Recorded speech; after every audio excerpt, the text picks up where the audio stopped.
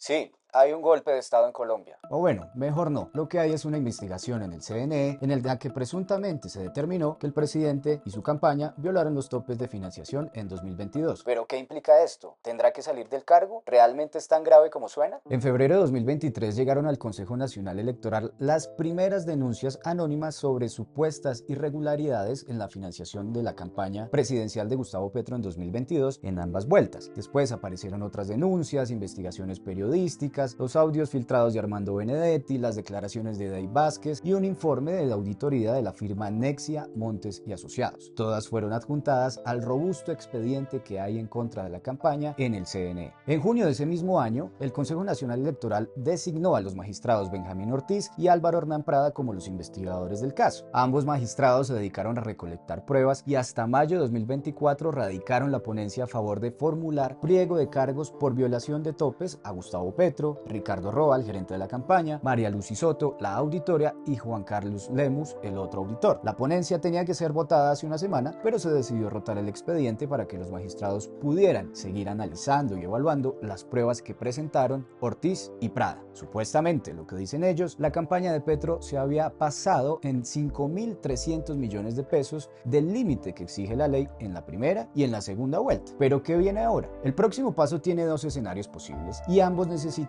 6 de 9 votos. El primero de ellos es que la sala plena del Consejo Nacional Electoral decida archivar la investigación y todo quede ahí, tal y como pasó en octubre de 2017 con el caso de Óscar Iván Zuluaga, Duda Mendoza y Odebrecht. La otra opción es que la sala plena del CNE apruebe la ponencia para formular cargos y allí se abre una nueva etapa, en la que la defensa de los involucrados presentará las pruebas y tratará de desvirtuar lo que Benjamín Ortiz y Álvaro Hernán Prada encontraron. Y después, el CNE decidirá finalmente si sanciona a la campaña y sus responsables o finalmente se archiva la investigación. Pero aquí hay que hacer varias claridades. Por un lado, el CNE es un órgano que solo puede imponer sanciones administrativas, por lo que las sanciones a la campaña de Petro y a sus responsables consistirán en multas y una eventual devolución de los recursos que el Estado giró por reposición de votos, ya sea parcial o totalmente, sobre todo en los partidos Colombia Humana y Unión Patriótica. Eso sí, si el CNE decide finalmente sancionar a la campaña de Gustavo Petro, lo que sí tiene que hacer y puede hacer es compulsar copias a la Comisión de Acusaciones de la Cámara, a la Corte Suprema y a la Fiscalía. Pero entonces, ¿qué puede pasar en la comisión de acusaciones? El presidente Gustavo Petro, así como los magistrados de las altas cortes y la fiscal general, son aforados constitucionales, es decir,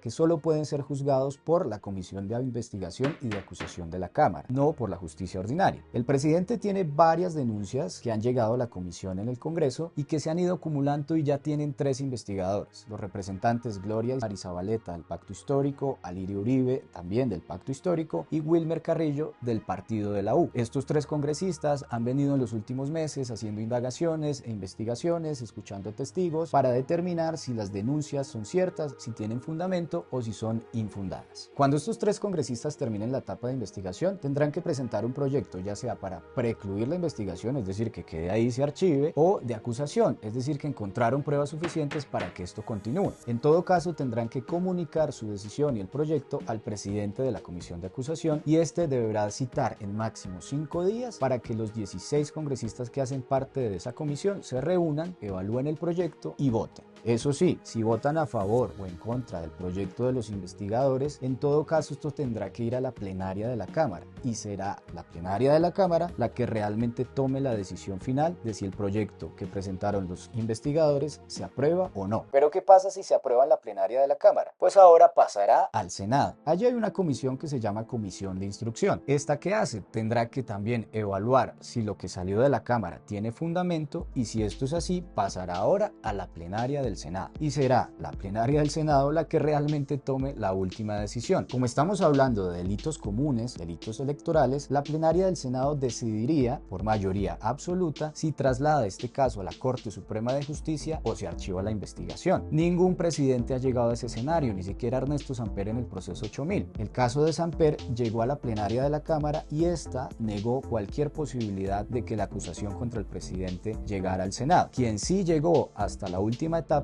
fue el magistrado Gustavo Malo, quien empezó su proceso en la Comisión de Acusaciones de la Cámara y finalmente la plenaria del Senado decidió acusarlo y enviar su caso a la Corte Suprema de Justicia en 2018, tribunal que finalmente lo condenó a 9 años de prisión. Pero bueno, más allá de todo este largo recorrido que tendría que pasar el caso Petro, lo cierto es que de aquí se pueden concluir varias cosas. La primera, que es un proceso muy largo y que puede tomar mucho tiempo. Incluso puede que el presidente termine su periodo y todavía no se haya tomado una decisión final. Segundo, que es un proceso más político que jurídico. Finalmente, el CNE, la plenaria de la Cámara, la Comisión de Acusaciones de la Cámara y la plenaria del Senado está conformada por políticos. Es decir, que el pulso será más por ideología, por negociaciones, por acuerdos y consensos, que realmente un análisis real de las pruebas que se han recolectado hasta el momento. Y tercero, más allá de la teoría del presidente sobre un supuesto golpe de Estado, lo cierto es que las irregularidades en la financiación de la campaña de Gustavo Petro están a la mano. El informe de auditoría, pago a testigos electorales que no fueron reportados, supuestas donaciones de personas jurídicas como FECODE y la Unión Sindical Obrera, y también una factura que está en el limbo. No se sabe si fue reportada correctamente en la primera vuelta o en la segunda vuelta en temas de publicidad. Todo esto le puede complicar la vida al presidente, al gerente de la campaña, a los auditores, pero también al Partido Colombia Humana y Unión Patriótica. Si el CNE decide sancionar administrativamente a estas colectividades, es importante ver qué tan alta es la multa y si tienen que devolver todo el dinero o una parte que obtuvieron por reposición de votos, lo que puede representar un golpe financiero bastante importante para estas colectividades que son la columna vertebral del pacto histórico.